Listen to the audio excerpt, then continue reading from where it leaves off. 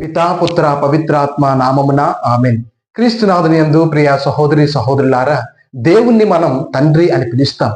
మరి ఆ తండ్రికి తగిన విధంగా జీవిస్తున్నామా?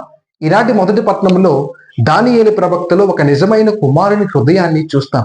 నిజమైన కుమారుడు ఎప్పుడు కూడా తప్పులు చేసిన తరువాత తండ్రి ముందు నిల్చొని కారణాలు చెప్పడు, ఇతరులను తప్పు పట్టడు. తండ్రి హృదయాన్ని బాధ పెట్టాననే బాధతో, నిజాయితీతో, ధైర్యముతో చేసిన తప్పులన్నీ కూడా ఒప్పుకుంటాడు.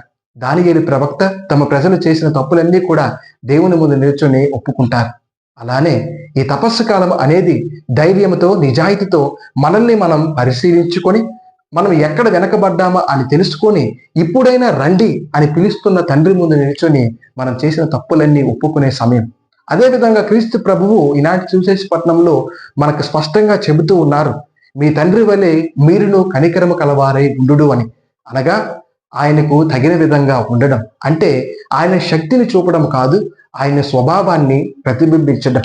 దేవుడు తీర్పు తీర్పడంలో కాదు, కరుణ చూపడంలో గొప్పవాడు. అందుకే క్రీస్తు ప్రభువు తీర్పు చేయవద్దు, విమర్శించవద్దు, ఖండింపవద్దు అని తెలియచేస్తూ పరులను క్షమింపుడు అని చెబుతూ ఉన్నారు, బోధిస్తూ ఉన్నారు.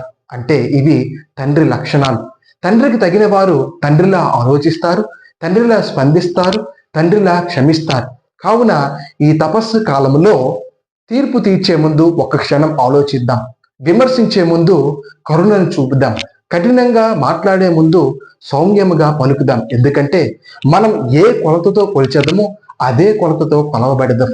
కావున దయ కనికరము కలిగి జీవిద్దాం. క్షమించడంలో వేగాన్ని పెంచుకుందాం.